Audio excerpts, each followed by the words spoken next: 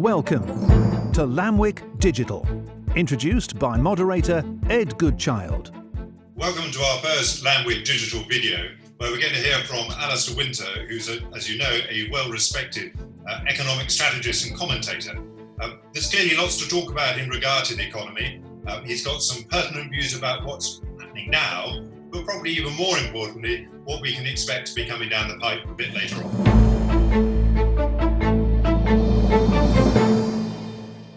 I'm going to talk about three things today. I'd like to share my thoughts with you, and I hope it will help you make up your own mind on these matters. The first one is that the virus will be tamed.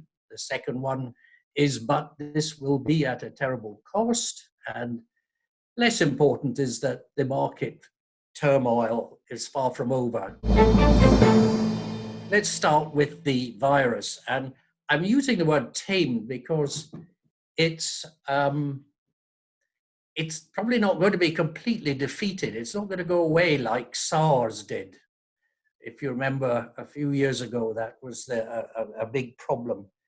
But, and we're far from out of trouble as the daily death toll still going up as we talk today. But immunity is building in the community. I think there's quite a lot of evidence that actually more people have had it. There's quite a lot of medical controversy, and I am not qualified to comment on that apart from noting that there is a controversy.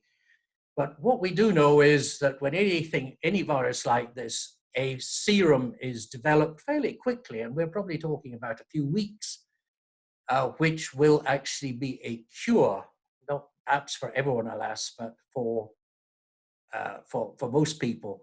A vaccine is going to take longer. We're talking about months there. And I think the big question that's still open is whether there'll be a second or third wave. And we just don't know. There's just not enough information.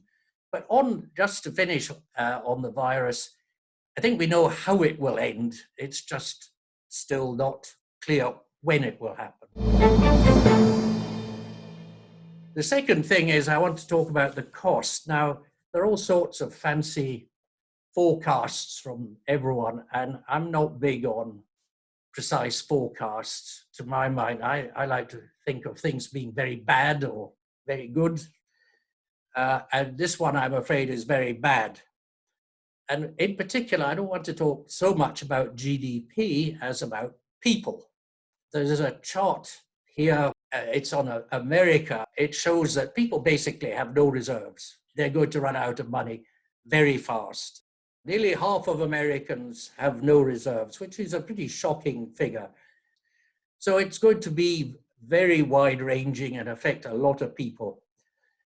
Turning to companies, that's the second chart, and there's an astonishing figure there of companies that don't think they can last more than, I think it's 70%, it says, more than 6 months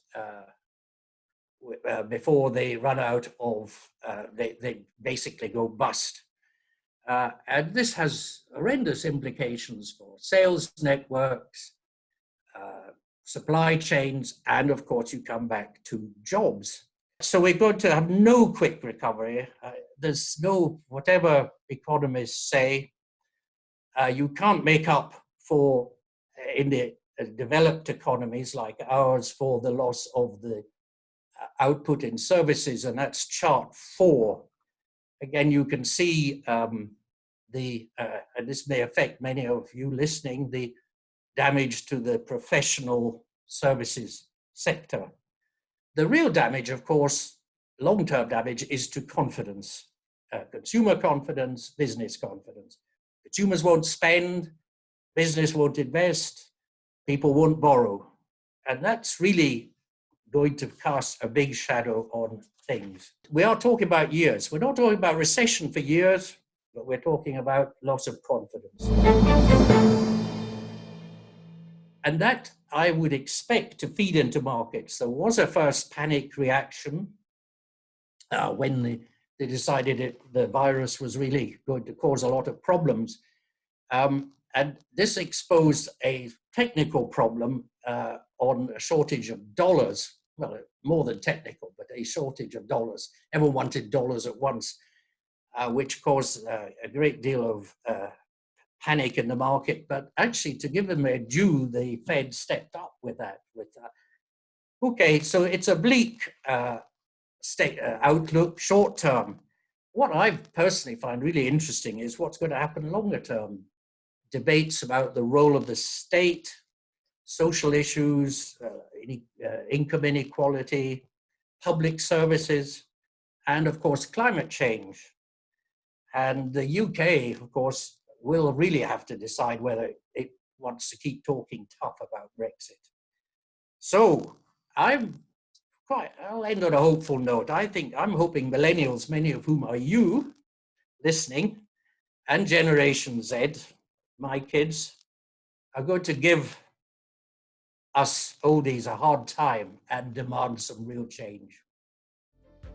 Thanks for listening. Thank you, Alistair. Your markers on what the economic journey is going to look like are really super helpful. Harry and I are very grateful for him for speaking today, but also we've got a whole range of speakers lined up to come over the following weeks.